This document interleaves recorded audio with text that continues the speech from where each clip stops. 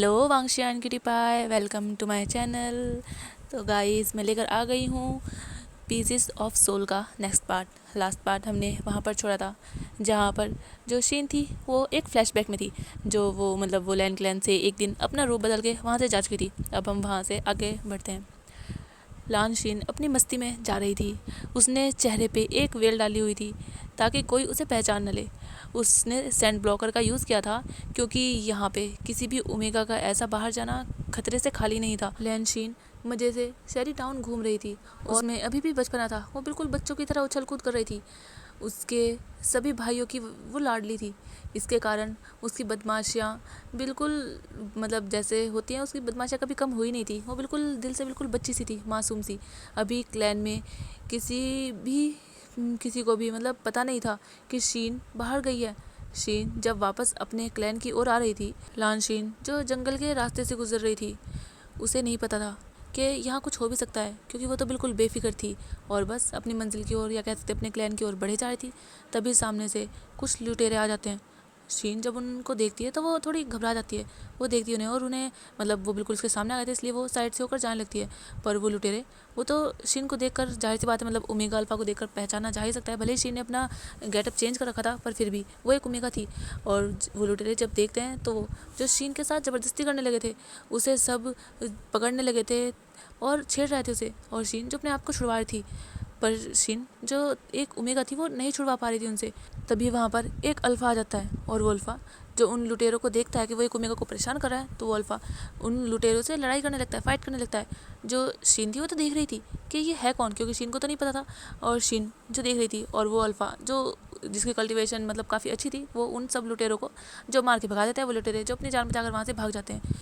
जिनमिन जो लान शीन को बचाता है, और लान शीन की नज़र में जिनमिन जिसकी एक अच्छी इमेज बन चुकी थी, लान शीन जिनमिन को एक अच्छा इंसान समझने लगी थी, क्योंकि उसने अपने भाइयों के अलावा, अपने भाइयों के प्यार के प्रोटेक्शन के अलावा कहीं और किसी की प्रोटेक्शन कभी फील नहीं की थी। उसके भाई हमेशा लान शीन के आस पास अच्छे ही पर्सन को रखते थे। उसके पास कभी किसी बुरे पर्सन को, किसी को आने देते ही नहीं थे। इसीलिए लान शीन ने, जो एक कह सकते हैं जैसे फेरी टेल की तरह एक स्टोरी होती है, ऐसी लाइफ उसने जी थी। उसे नहीं पता था कि कोई बुरा भी हो सकता है और कितना हो सकता है। उसे नहीं पता था कोई इंसान जिस अपना मासूम फेस करके अपने माइंड में बहुत बुरी चीज़, बहुत घटिया चीज़ भी रख सकता है। उसे नहीं पता था। और वो बहुत ज़्यादा भोली थी, बहुत मासूम थी, और वो जो जिनमिन पर यकीन करने लगी थी। उसे नहीं पता था कि जिनमिन का कैसा है, पर हाँ, जिनमिन ने उसे बचाया था। तो उसकी नज़रों में जो जिनमिन बहुत अच्छा था, बहुत अच्छा। और इसीलिए शीन नहीं जानती थी कि इस मासूम शकल वाले अल्फ़ा के माइंड में क्या चल रहा है। वो नहीं जानती थी और वो उसके चाल में फंस गई थी। हाँ, क्योंकि ये चाल लान शीन को फंसाने की चाल ये जिनमिन की ही थी। जिनमिन जिसे सुबह ही पता चल चुका था कि जो लान शीन है वो चोरी चोरी अपने लान क्लैन से निकलने वाली है। और उसने उसने और उसके भाई जिसका नाम मेंग्याओ है, उन दोनों भाइयों ने मिलकर ये प्लान बनाया था, क्योंकि वो लुटेरे भी जिनमिन और मेंग्याओ के ही भेजे हुए थे और उनके इशारों पे वो हर काम करते थे। और ये काम भी मिंग का हो ही चुका था। मिंग जो बहुत चालाकी से लान शीन के दिल में अपनी जगह बना चुका था, और मासूम सी लान शीन मिंग के हाथ की कठपुतली बनने की पहली सीढ़ी चढ़ चुकी थी। मेंग्याओ जानता था कि लांस ब्रदर की कमज़ोरी उनकी बहन है, और उन पे अगर उसे वार करना है, और अगर उसे पूरे लान एम्पायर को गिराना है, अपना राज करना है, तो उसे इनकी कमज़ोरी पर ही वार करना होगा, जो कि शीन थी। वो बहुत अच्छे से जानता था और उसकी ये चाल कामयाब भी हो चुकी थी। मेंग्याओ जो अपनी दूसरी चाल भी चलना चाहता था, या कह सकते हैं उसने चली भी थी, पर उसमें वो कामयाब नहीं हो पाया था, क्योंकि मेंग्याओ जिसने दूसरी चाल लान सिचैन के ऊपर की थी, पर लान सिचैन उसके झांसे में फंसे नहीं थे। वो काफ़ी वो इतने मासूम पर्सन नहीं थे। जाहिर सी बात है, उन्होंने दुनिया देखी थी और वो सबसे बड़े थे अपने भाइयों में, तो वो मेंग्याओ की चाल में फंसे नहीं थे। और मेंग्याओ जिसका वो प्लान तो बर्बाद हो चुका था, पर हाँ, उसकी बहन तो उनके हाथ में आ ही चुकी थी। लान शीन जब वापस आई थी अपने घर, लान मैंशन में, तब तक वो अपना दिल हार चुकी थी मिंग के हाथ। हाँ, वो मिंग को पसंद करने लगी थी। उसे कह सकते हैं एक फर्स्ट साइट लव हो चुका था, और वो तो उसके ख्यालों में खो चुकी थी।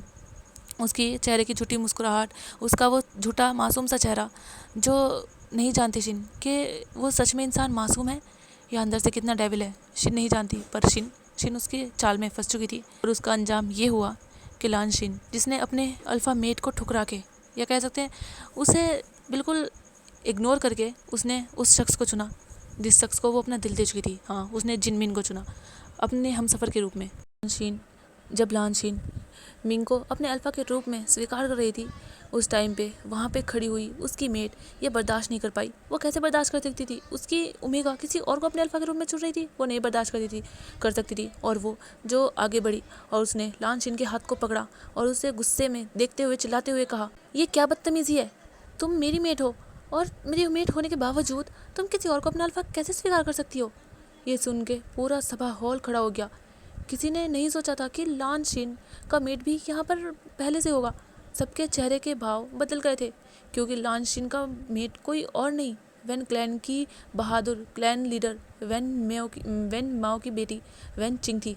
वैन चिंग एक वैद है, उसे जो वैद की बहुत ज़्यादा नॉलेज है, वो बहुत ही ज़्यादा जानकारी रखती है वैद के बारे में। और उसका मतलब वैन चिंग का एक ट्विन भाई भी है, जो कि एक ओमेगा बॉय है, उसका नाम वैनिंग है। वो बहुत मासूम है। और अभी के क्लैन लीडर वैन क्लैन के क्लैन लीडर जो वैन रूहान है, वैन रूहान अपने भाई के दोनों बच्चों को उसने गोद ले लिया है, क्योंकि उनके वैन रूहान के 3 बेटे हैं। बड़ा बेटा एक बेटा है जो वैन रूहान के हर गलत काम में उसका साथ देता है। यहाँ तक भी वो ब्लैक मैजिक भी करते हैं और सबसे छुप के पपेट की सेना भी बना रहे हैं। और उसका नाम वैन जूलियो है। दूसरे बेटे एक ओमेगा है। ओमेगा होने की वजह से उसे कोई इतना काम का नहीं समझता, इसलिए उसके मन में अपने परिवार के खिलाफ ही नफ़रत है, क्योंकि जब उसे जाहिर सी बात है वो ओमेगा है तो उसे कुछ समझते ही नहीं है उसे घर वाले, तो वो क्यों अपने घर वालों को प्यार करेगा? क्योंकि जाहिर सी बात है हर जगह से उसे निगलेक्ट किया जाता है, इसीलिए वो भी अपनी फैमिली से कोई खास लगाव नहीं रखता। और उसका नाम वेंशु है। और छोटा बेटा एक अल्फ़ा है। वो सबसे छोटे होने के साथ अल्फ़ा होने की वजह से उसे बिल्कुल बिगाड़ रखा है वेंडुआन ने। वो हकीकत में निहायत ही घटिया किस्म का एक अल्फ़ा है। उसके लिए ओमेगा बस एक अल्फ़ा को जिस्मानी खुशी देने का एक ज़रिया है, बस एक बेड वार्मर है उसकी नज़रों में एक अल्फ़ा। उसका नाम वेन चाव है। वो आए दिन रात को किसी न किसी ओमेगा की इज्जत को ख़राब कर ही देता है, किसी न किसी ओमेगा की ज़िंदगी बर्बाद कर ही देता है, पर उसके खिलाफ़ कोई बोलने वाला नहीं है।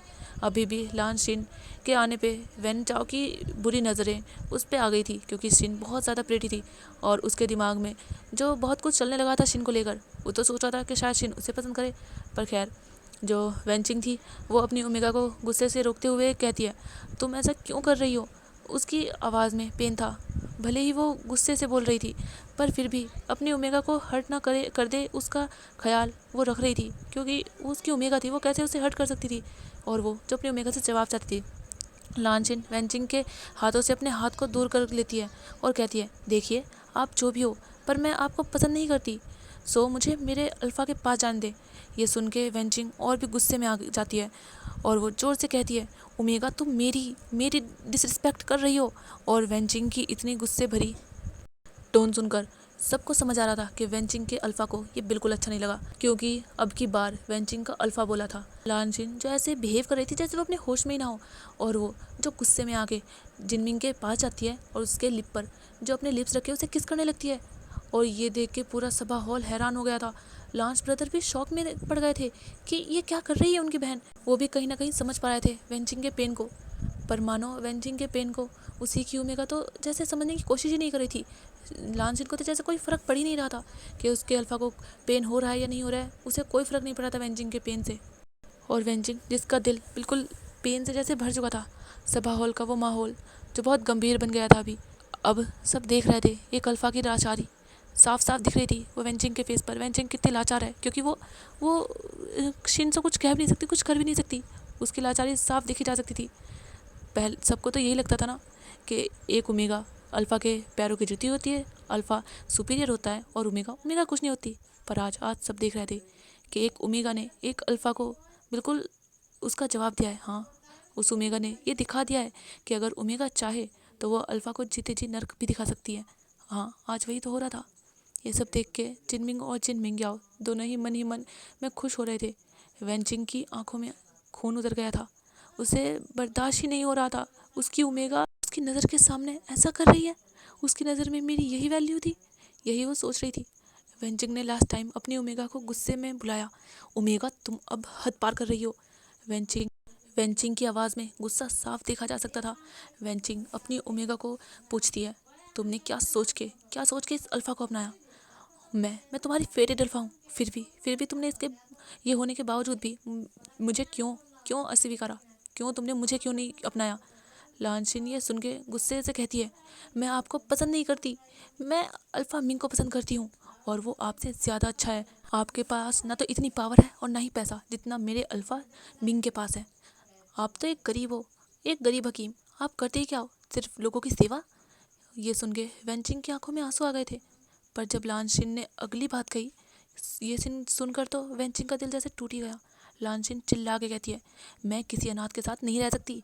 ये सुनने के बाद गुस्से से वेंचिंग का हाथ सिन के ऊपर उठ गया।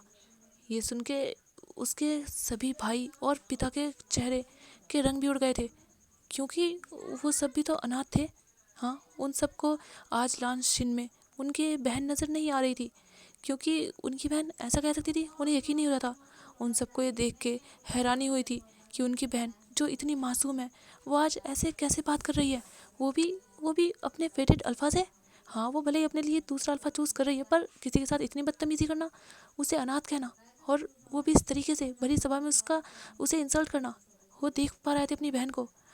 लानशिन की आंखों में आंसू आ गए थे, क्योंकि उसके भाइयों ने कभी उसके ऊपर हाथ तो नहीं उठाया था। और लानशिन को लगता है कि ये है ही कौन जो जो मुझ पर हाथ उठाए, वो भी सबके सामने। लानशिन उसी बात का बदला लेने के लिए सोचने लगती है, और वो जो अपनी ज़िंदगी की सबसे बड़ी गलती करती है, हाँ वो सबसे बड़ी गलती करती है, और वो जो कहती है, मैं लानशिन, लान क्लैन की प्रिंसेस।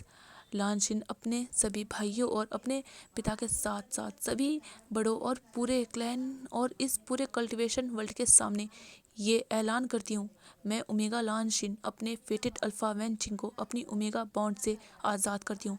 मैं अपने अल्फ़ा को रिजेक्ट करती हूँ।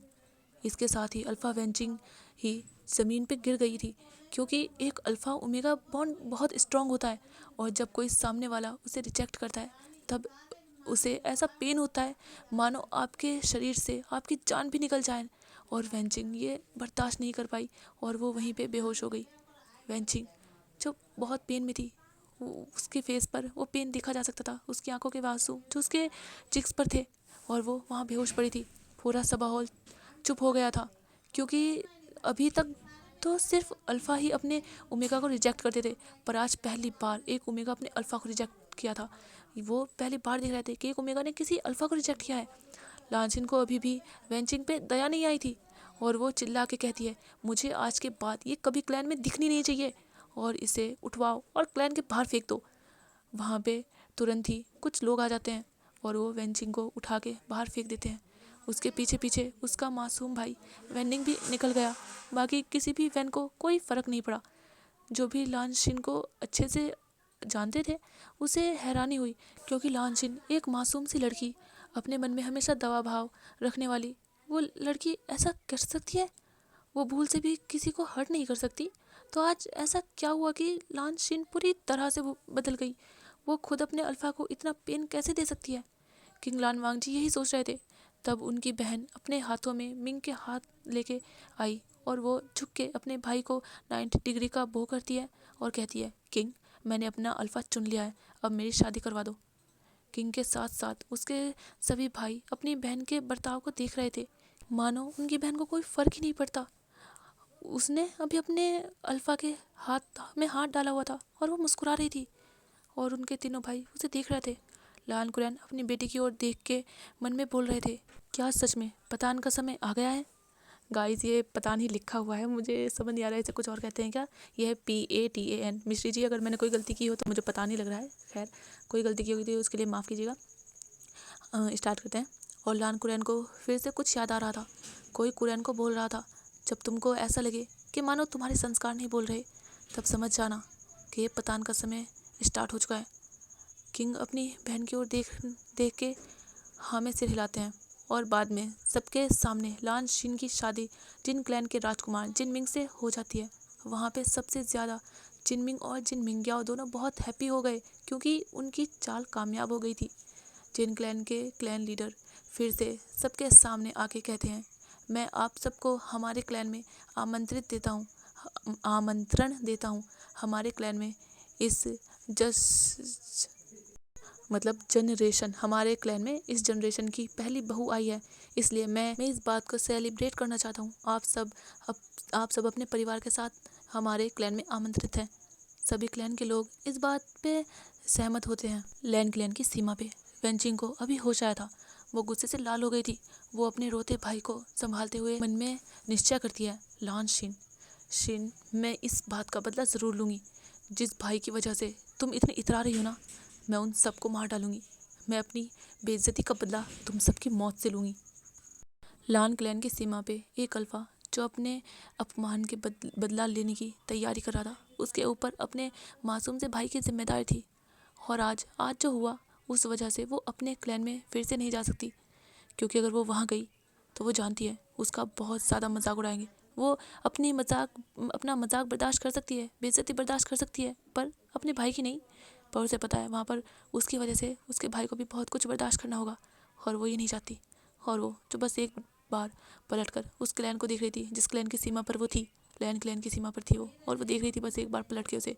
उसकी आंखों में जो बिल्कुल आग उतरी हुई थी, उसे बहुत ज़्यादा गुस्सा था, दिल में बिल्कुल बदले की भाव थी, क्योंकि शिन ने इतना कुछ किया, किसी ने कुछ नहीं कहा, ना तो उसके भाई ने, ना किसी ने एक अल्फाज नहीं कहा।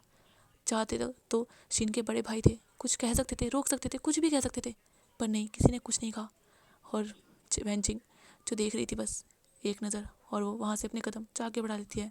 वेंचिंग जो अपने मन में जैसे कह रही थी, मैं आज से लान क्लैन की सबसे बड़ी दुश्मन हूँ। आज उसकी आंखों में कोई प्यार नहीं था, बल्कि आज उसकी आंखों में गुस्सा था और लांस के लिए नफरत। उस नफरत की चिंगारी में कौन कौन जलेगा वो पता नहीं। मैं बदला लूँगी, तुम सबकी मौत का कारण मैं बनूँगी। लोग सच ही कहते हैं, दुश्मन यूं ही नहीं बन जाते, आप खुद दुश्मनों को पैदा करते हो। वेंचिंग जो अपने भाई को सीने से लगाती है। वैसे ओमेगास को बाहर आने से मना होता है, ऐसा सभा हॉल में लाया नहीं जाता, मतलब ओमेगास को सभा हॉल में लाया नहीं जाता, वो मना होता है वहाँ पर आना। पर वैन रोहान चाहते थे कि वैन निंग या वैन शु दोनों में से किसी एक की शादी तो वो लान ब्रदर्स से करवा ही दें। वैन रोहान इसी इरादे से उन दोनों को अपने साथ लेकर आए थे, और वो सभा हॉल में भी थे। सबको सत्ता का लालच है, सब लांस के पावर के भूखे हैं, जैसे भी करके लांस के रिश्तेदार बनना चाहते हैं, ताकि उनके बच्चों को आने वाले फ्यूचर में उनके बच्चों को पावर मिले, उनके बच्चों के हाथों में लांस की सत्ता हो, और वो भी उसका फ़ायदा उठाएं। इसलिए ही तो आज सभा हॉल में हर किसी के ओमेगास थे, हर क्लैन लीडर जो अपने अपने ओमेगास को लेकर आए थे। नहीं थी तो सिर्फ एक ओमेगा जो सच में लांस ब्रदर की ओमेगा है। लान क्लैन के अंदर चांद की रोशनी में एक अल्फा गुच्चन बजा रहा था। उसके बाल हवा में लहरा से रहे थे। चांद की चांदनी में वो भी चमक रहा था। देखने में ऐसा लग रहा था कि मानो चांद की रोशनी उसे कुछ कह रही हो, पर इस बात से अनजान कि चांदनी उससे क्या कह रही है। वो अपनी धुन में ही मगन था। वो एक झरने के पास था। वहाँ पे गुचिन की म्यूज़िक चारों ओर फैल रही थी। गुचिन पे उसकी उंगलियाँ ऐसे फिर रही थी जैसे मानो किसी हाथ किसी के बालों में लहरा रहे हों। उसकी गुचिन के म्यूज़िक से जो पूरा लान क्लैन जैसे हैप्पीनेस से भर गया था। उसकी ये मधुर सी आवाज़ सुन के वहाँ पे उसके भाई आ गए। सबसे पहले वहाँ लानजान आया। वो अभी बहुत काम था, पर वो अपने भाई की बेचैनी को समझ पा रहा था। तभी वहाँ पे किंग लानवांग जी भी आ गए। वो अपने दोनों भाई की ओर देखते हैं, और वो लानजान के शोल्डर पे अपना हाथ रखते हैं। हंग वंजुन को वहाँ पे किसी के आने की जैसे प्रेजेंस फील होती है। वो सामने देखते हैं तो उनके सामने उनके दोनों भाई खड़े थे। हंग वंजुन बड़े अदब के साथ अपने भाई के पास आके उसे मतलब ग्रीट करते हैं। क्या कुछ बात है भाई? लानवांग जी अपने भाई की ओर देख के कहता है, हमारी ओमेगा क्यों नहीं आई? लानजान अपने भाई की ओर देख के मन में सोचता है, भाई भी यही सोच रहे हैं? हंग वंजुन कहता है, भाई आप जानते हो हम कौन हैं, अगर वो भी प्रिंसेस की तरह करेगी तो? ये सुन के लानजान गुस्से के मारे उसकी पकड़ उसके बिचिन पे और भी ज़्यादा टाइट हो गई थी। किंग लानवांग जी गुस्से से अपने छोटे भाई की ओर देखते हैं और कहते हैं, आगे का बोलना भी मत। लानजान के दिमाग में एक बात आई। लानजान कहता है, भाई आज आपको शीन कुछ बदली नहीं लगी? किंग लानवांग जी कहते हैं, मुझे भी लगा। हंग वंजुन कहता है, मुझे तो ऐसा लगा कि मानो वो हमारी गुड़िया है ही नहीं। इस बात से तो तीनों एग्री थे, कुछ तो हुआ था। जिसे उनकी बहन का बर्ताव बदल गया था। दूसरी ओर लान क्रैन के रूम में वो आज रो रहे थे। वो आज अपनी बेटी की बदतमीजी और उसने जितने रूल्स को ब्रेक किया उन सब की सज़ा लान क्रैन भुगत के आए थे। उन्होंने सज़ा ली थी, उनको कोई सज़ा भी नहीं देना चाहता था। तो कुरैन ने कोड़ों पे मैजिक किया और वो अपने आप ही कुरैन को पीटने लगे। अंकल कुरैन अपने सीने पे अपने प्यार का चित्र लेके जो ज़ोर ज़ोर से रो रहे थे। मैं हार गया शीन, मैं हार गया। मैं हमारी बेटी को तुम्हारे जैसी बनाना चाहता था, पर मैं फेल हो गया। आज उसने भरे दरबार में अपने ही अल्फ़ा को रिजेक्टेड कर दिया। उसे अपने अल्फ़ा का पेन भी नहीं दिखा। वो आज वो एंजल नहीं लग रही थी जिसको तुमने मुझे दिया था। आज तो पता नहीं कौन थी वो। उसने सरेआम ये कह दिया, उसे रिजेक्ट किया ये कह के कि वो अनाथ है और वो गरीब है। क्या सच में? अनाथ तो मेरे बच्चे भी हैं ना, और मैं भी तो हूँ। तो क्या वो हम सबके साथ भी ऐसा ही करेगी? यही सोच के उनके आंसू रुकने का नाम ही नहीं ले रहे थे। उनको आज ऐसा लगा कि उनकी परवरिश में कोई खोट है। हानशी में लान से जैन कुछ काम कर रहे थे, पर उनके मन में मानो उनकी बहन की ये बात घर कर गई हो कि मैं अनाथ को पसंद नहीं करती। वो चाह के भी अपना ध्यान कहीं और नहीं लगा पा रहे थे। बार बार उनको यही याद आ रहा था कि मैं अनाथ को पसंद नहीं करती। जिंगशी में अभी रात हो गई थी। जिंगशी में तीनों अल्फ़ा सो रहे थे। कहने को वो किंग का रूम था, पर इतना सिंपल कि मानो वो किसी आम इंसान का घर हो। वहाँ पे तीनों भाई के अलग अलग बेड थे। तीनों के सोने का तरीका भी एक ही जैसा था। रात की चांदनी रूम में आ रही थी। उनकी खिड़की कुछ ऐसे थी कि मानो चांद की रोशनी सिर्फ उनके बेड तक ही आए। चांद की रोशनी में उन तीनों का चेहरा दिख रहा था, सुकून से भरा हुआ। वो तीनों बहुत सुकून से सो रहे थे, पर ज़्यादा देर तक नहीं। थोड़ी देर में उनको कोई सपना आया और वो तीनों एक साथ चिल्ला के खड़े हो गए, ओमेगा। उनकी आवाज़ में पेन था, कुछ खोने का, किसी की मौत का और किसी रिग्रेट का। तो चलिए अब हम मिलते हैं अपने दूसरे कैरेक्टर से। अब हमारी कहानी के दूसरे कैरेक्टर से मिलने का वक्त हो चुका है गाइस। हमारी कहानी के दूसरे किरदार से मिलने चलते हैं हम, जो कहने को तो एक ओमेगा है, पर किसी अल्फ़ा से कम नहीं। उसका कल्टीवेशन लेवल भी बहुत ही ज़्यादा है। वो इमोर्टल बनने के पड़ाव पे है। अभी तक कोई अल्फ़ा भी वहाँ तक नहीं पहुँच पाया जहाँ वो ओमेगा पहुँच चुका है, सिवाय लांस के, तीनों भाई के अलावा। पर फिर भी वो किसी से कम नहीं है, और ओमेगा के रूप में वो इतनी खूबसूरत है कि उस पे से नज़र ही ना हटा सके। उसकी खूबसूरती मानो कोई गॉड की हो। उसकी मुस्कान पे तो सब अपना दिल हार जाए, और वो इतना चंचल है जैसे कि पानी हो। सबको इस बात का डर है जिस दिन इसकी ज़िंदगी में ठहराव आएगा, तब क्या करेगा ये ओमेगा? कहानी अपनी मासूमियत और अपनी जिंदा दिली को क्या ये भूल जाएगा? पर होने को कौन टाल सकता है? होता तो वही है ना जो किस्मत में लिखा हो। और इन चारों की किस्मत को तो कुछ इस तरह लिखा गया है कि कोई चाह कर भी कुछ नहीं कर सकता। वही होगा जो किस्मत चाहती है। और गाइस, मैं कुछ वर्ड गलत कर देती हूँ तो उसके लिए माफ़ करना, प्लीज़ आप एडजस्ट कर लेना। मैं अच्छा करने की कोशिश कर रही हूँ, तो आई होप मैं ज़्यादा गलती ना कर रही हूँ। खैर, येलिंग क्लैन को वी क्लैन भी कहते हैं। यहाँ पे वी चांसे और वी चेंग श्री राज करते हैं। उनका एक ओमेगा सन है, उसका नाम वी वुशियन है, और सब उसे प्यार से वी यिंग कहते हैं। येलिंग का क्लैन सबसे बहुत दूर है, पर फिर भी वो लान क्लैन को टक्कर दे सकता है। वो भले ही सबसे दूर हो, पर उनको सबके बारे में सारी इन्फॉर्मेशन पता होती है। वो कभी किसी के साथ अन्याय नहीं करते। अगर जब भी वो भ्रमण के लिए जाते हैं, मतलब घूमने के लिए, जब वो बाहर जाते हैं, तब उनको कोई लाचार, कोई असहाय या कोई भी ऐसा इंसान मिलता है जो अकेला हो, जिसके पास कुछ ना हो, वो उस इंसान को अपने साथ लेकर अपने क्लान में आ जाते हैं। वहाँ पे ज़्यादातर वही लोग हैं जो अपने क्लान में बहुत ज़िल्लत से ज़्यादा बदतर ज़िंदगी जीते थे। उनका कोई भी नहीं था। उनके दुख को समझ के उनकी सहायता कोई भी ना करने वाला हो, ऐसे लोगों को वी फैमिली यहाँ पे लाती है और उनकी सहायता करती है। और आगे भी वो ऐसे ही सहायता करते रहें और इन मासूम लोगों को ख्याल रखे, इनका अच्छे से, कहते हैं ना, एक अच्छे से प्रोटेक्शन दे उन्हें। इसीलिए उन्हें एक अल्फ़ा बेटा या बेटी चाहिए थी, पर ऐसा तो हो नहीं सका। लेकिन उनके पास एक ओमेगा था, ओमेगा बेटा, और उन्होंने अपने ओमेगा बेटे को इतना स्ट्रांग बनाया कि कोई भी उनसे मुकाबला करने से पहले डरे। बाहर की दुनिया में सबको यही लगता है कि उनका जो बेटा है वो एक अल्फ़ा है, क्योंकि जब भी वो बाहर जाता है अपना सेंट ब्लॉकर पहनता है। बचपन से ही वो एक अल्फ़ा की तरह रहता है। उसके माता पिता सबको यही बताते हैं, या सब कहते हैं, तो सबको यही बता रखा है उन्होंने कि उनके यहाँ एक अल्फ़ा ही है।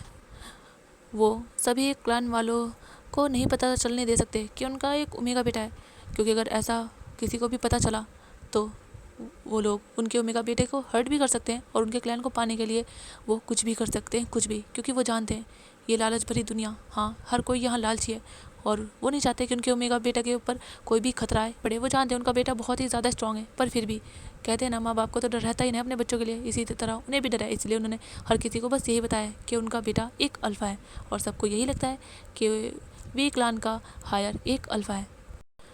यिलिंग क्लैन अभी पूरी तरह झुलस रहा था आग की लपटों में। वहाँ पे रहने वाले सभी लोग इस आग में जल रहे थे।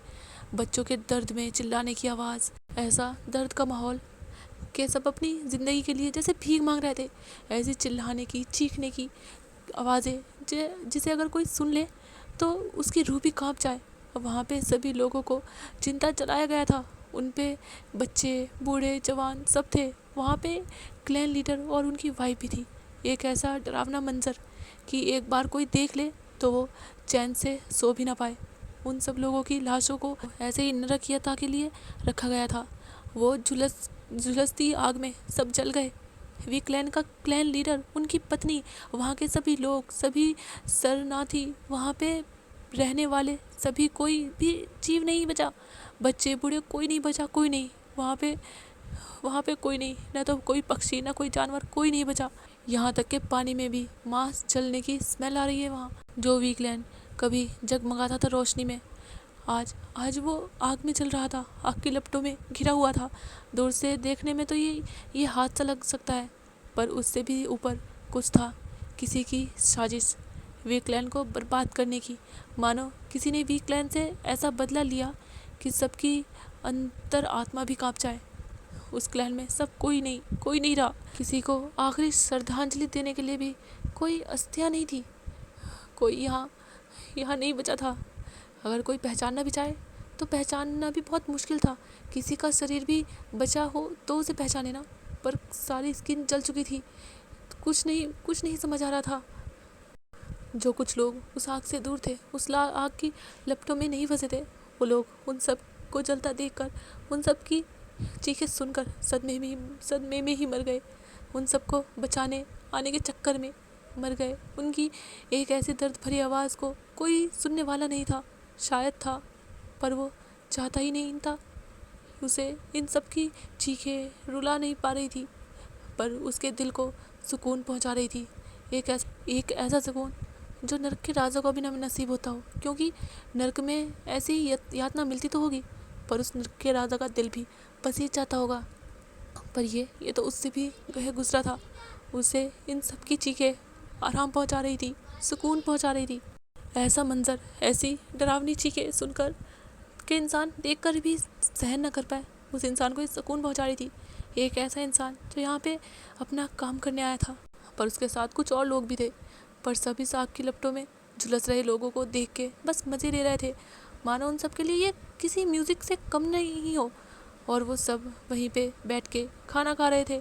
कैसे लोग थे जो लोगों की मौत पे जश्न मना रहे थे, और वो सब इन सब की मौत का आनंद ले रहे थे। वहाँ पे आने वाले सभी लोगों में लान क्लैन के कपड़े पहने थे। वो सभी आपस में बात कर रहे थे, अब किंग खुश होंगे, अब हम सब भाई का ही यहाँ पे राज होगा, कोई भी हमसे आगे नहीं जा सकता। उन सब के चेहरे पे मास्क था। कोई अगर देखेगा तो समझ जाएगा कि लान ब्रदर्स ने करवाया है। क्या ये सच है? लांस क्या किसी की जान ले सकते हैं? शायद हाँ, क्योंकि पावर का नशा तो अलग ही होता है। हर इंसान को अपनों को मारने पर मजबूर कर देता है। तो फिर ये तो उनके लिए फिर भी गैर थे। कोई भी ये तो नहीं चाहेगा ना कि कोई और पावर में उनसे आगे निकल जाए, और शायद इसीलिए लांस ब्रदर ने ऐसा करवाया होगा। ये लिंग की उस आग की लपटों में सब जल के खाक हो गया।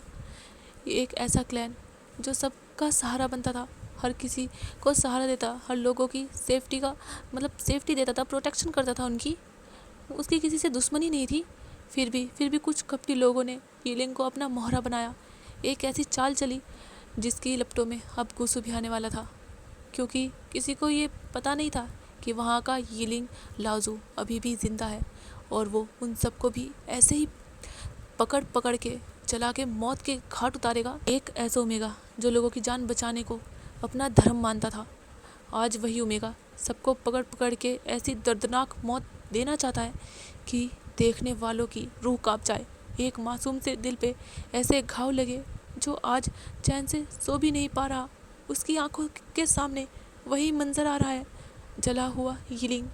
कुछ टाइम पहले एक ओमेगा अपनी माँ के पल्लू को पकड़ के उसके पीछे पीछे जा रहा था और वो बहुत इमोशनल अत्याचार करते हुए किसी बात के लिए अपनी माँ को मना रहा था। माँ मुझे नहीं जाना वहाँ, और वो मुंह फुला के अपने माँ के सामने आके बैठा था, मतलब बैठ जाता है। कान से सिरन अपने बेटे वीइंग के गालों में हाथ सहलाते हुए उसे बहुत प्यार से मनाते हुए कहती है, अशियान तुम जानते हो ये तुम्हारे लिए ज़रूरी है, इसके बाद तुम अपने मेडिट अल्फ़ा के पास भी जा पाओगे। वीइंग अपने मुंह बनाते हुए कहता है, नहीं माँ मुझे अल्फ़ा नहीं चाहिए, मुझे आप और पिताजी चाहिए। पता नहीं वो अल्फ़ा कैसा होगा, कहीं उसने मुझे बुली किया तो।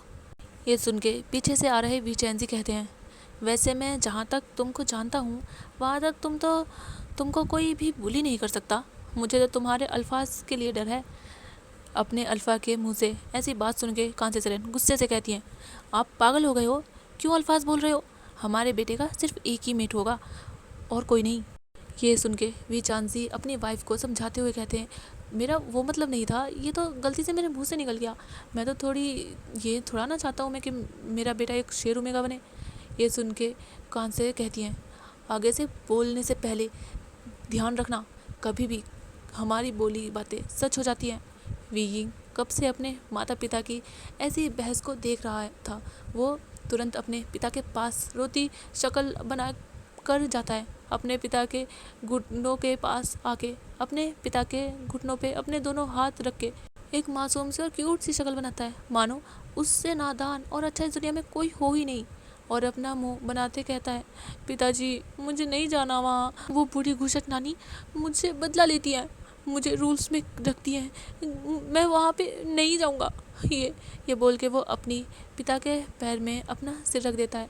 उसके पिता वीचैंजी बहुत प्यार से उसके बेटे के सिर पे हाथ सहलाते हुए कहते हैं और बहुत प्यार से उसे मतलब मनाते हैं और कहते हैं, अशियान अब तुम बड़े हो चुके हो, अब तुम्हारी शादी की उम्र हो गई है, तुम अभी 25 साल के होने वाले हो और तुम बहुत अच्छे से जानते हो तुम कौन हो, और तुम्हारी स्पिरिट को तुम सभी अभी भी अच्छे से सप्रेस करना नहीं सीखे और वो बार बार बाहर आ जाती है, जो तुम्हारे लिए बहुत बुरा है।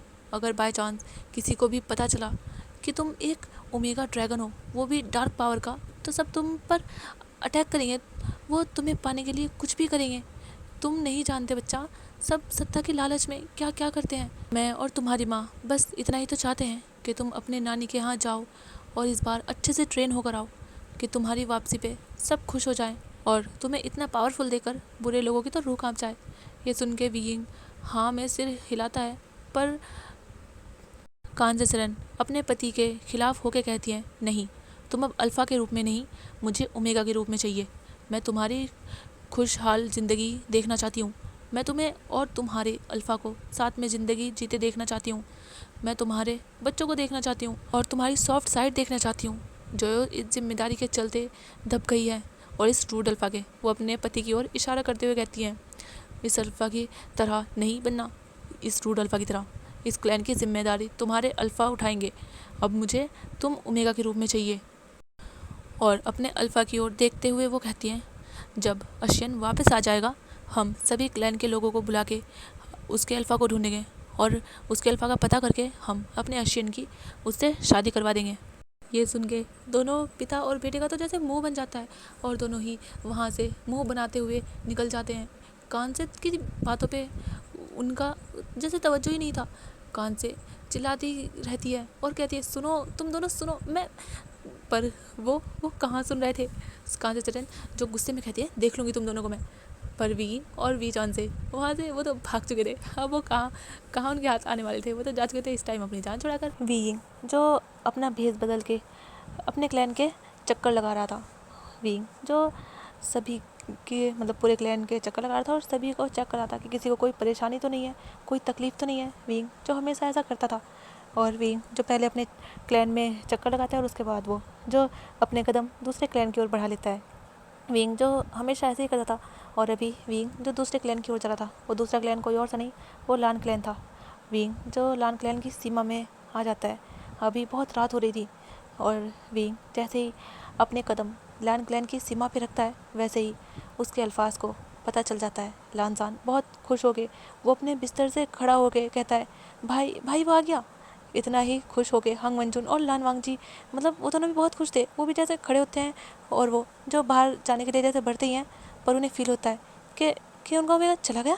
हाँ, क्योंकि अभी वो अपने रूम से बाहर भी नहीं निकली थी, उनका ओमेगा जा चुका था। वो अपने रूम से फिर भी बाहर जाते हैं क्योंकि वो एक बार चेक करना चाहते थे। उन्हें एहसास तो हो गया था कि उनका ओमेगा अब यहाँ नहीं है, वो जा चुका है।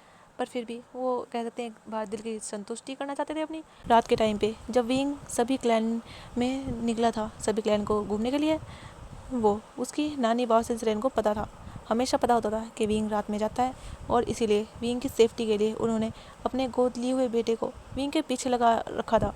वो हमेशा अपने बेटे को कह देती थी कि वो विंग का ध्यान रखे, क्योंकि विंग रात में निकल जाया करता था। इसीलिए जो बाउसेन सिरेन ने उनका गोद लिया बेटा, जो एक अल्फा था जिसका नाम साओ सिंचैन है, वो जो विंग के पीछे पीछे लान क्लैन में गया था। जैसे ही विंग ने लान क्लैन में कदम रखा था, वहाँ पे उसके अल्फाज को पता चल चुका था, क्योंकि विंग ने लान क्लैन की प्रोटेक्शन शील्ड को तोड़ दिया था, जिस वजह से अल्फाज को तो पता चलना ही था। पर विंग वहाँ पे आगे जा पाता उससे पहले ही वहाँ पर साओ सिंचैन आ चुका था। और साओ सिंचैन ने विंग का हाथ पकड़ा और उसे जो टेलीपोर्ट कर दिया डायरेक्टली मास्टर के पास, जिस वजह से अल्फाज को पता तो चला कि हाँ उनका ओमेगा है, पर उससे पहले उन्हें ये भी पता चल गया कि उनका ओमेगा आकर जा भी चुका है। मुक्ति पर्वत वो जगह है जहाँ पे इमोर्टल बाउसेन सिरेन अपने शिष्यों के साथ रहती है। वहाँ का मतलब जो जीवन है वो बिल्कुल सादा सिंपल है, बिल्कुल सिंपल सिटी से सब लोग वहाँ पर रहते हैं। पर वहाँ पे जो भी आते हैं वो एक बहुत ही बड़े कल्टिवेटर, मतलब बहुत बड़े शूरवीर बनकर जाते हैं वहाँ से। यहाँ पे कई तरह की औषधियाँ, जड़ी बूटियाँ सब पाई जाती है। कहने को तो यही पास से ही हेवन रेलम का रास्ता जाता है, मतलब यहाँ से हेवन जाने का रास्ता जो यहीं से जाता है, इसी पर्वत से। वहाँ पर एक झरना है जो बहुत ही ज़्यादा खूबसूरत है।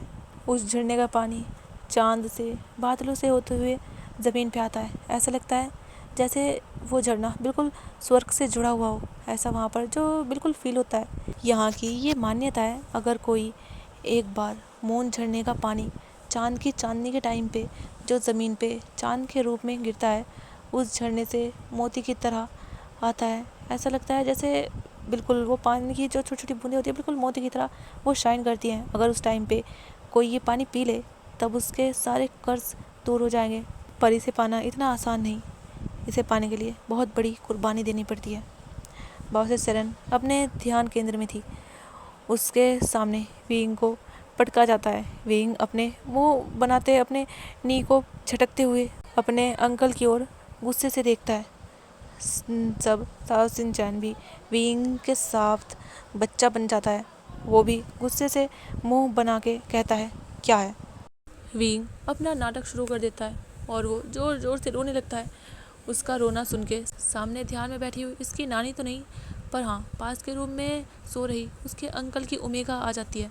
और वो आते ही साओ सिंचैन के बम पे एक लात मारता है और साओ सिंचैन नीचे गिर जाता है।